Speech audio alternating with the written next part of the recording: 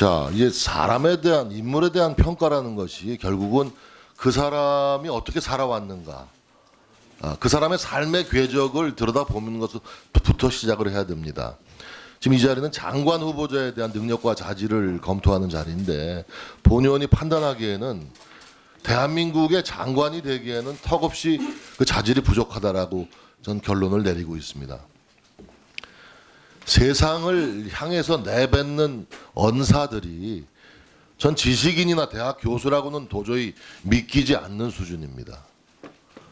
너무나도 거칠고 품위가 없고 그리고 분노에 차 있고 이건 거의 욕설에 가까운, 차마 제가 이 자리에서 제 육성으로 옮기기가 민망할 정도의 표현들로 일관되고 있어요. 그리고 자기 전공 분야에 있는 남북 문제나 뭐 통일 문제에 국한되지 않아요. 세상사 전반에 걸쳐서 자기 의견을 개진을 합니다. 현실 정치에 대한 문제도 그렇고. 이 자리에 계신 여당 의원 한 분에게도 도저히 해서는 안 될 욕설에 가까운 비난을 했어요. 현직 대통령에게도 그랬고, 또 현직 대통령이든 박근혜 전 대통령을 향해서는 거의 정신병자 취급을 했어요. 뭐 중진 정치인을 향해서는 누가 씹다 버린 껌이라는 등, 또 실제로 욕설을 또 그 SNS에 쓴 적도 있습니다. CX 무슨 개X 뭐 이렇게 막 마구잡이로 말이죠. 예?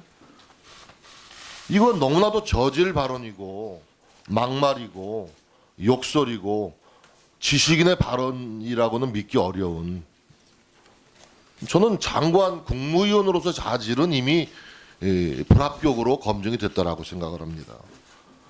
그리고 좀 걱정이 되는 것이 이 SNS에 했다 그러는데 참 본인이 주목을 자꾸 끌어야 되는 그런 버릇 습관이 있어요.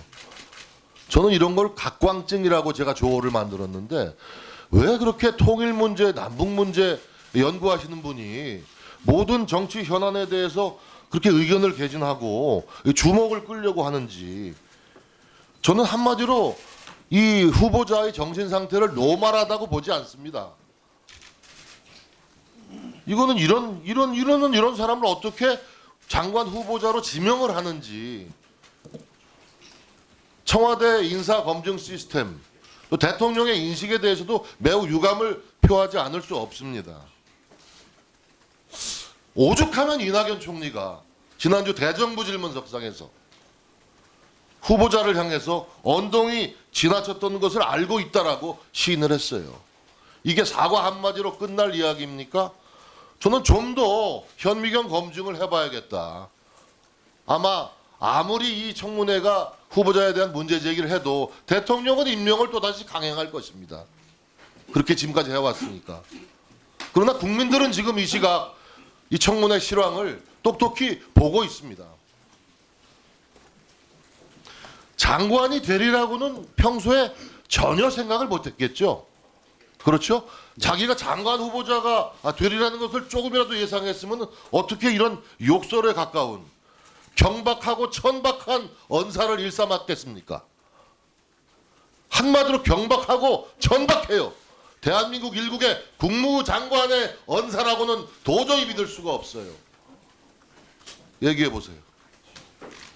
SNS상의 부적절한 표현에 대해서는 깊이 반성했고, 지명 이후에 제 인생을 냉철하게 성찰하는 시간을 가졌습니다. 앞으로도 언동에 대해서는 조심하도록 하겠습니다. 본의원이 묻잖아요. 평소에 본인이 장관 후보자가 되리라고는 전혀 예상 못했었죠? 네.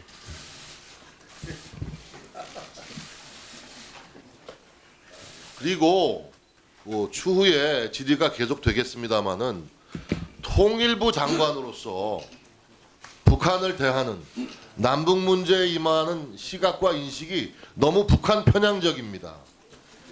나는 역대 대한민국의 통일부 장관이 우리 후보자와 같은 자격과 자질을, 비슷한 자격과 자질이 있었던 후보자가 과연 있었느냐.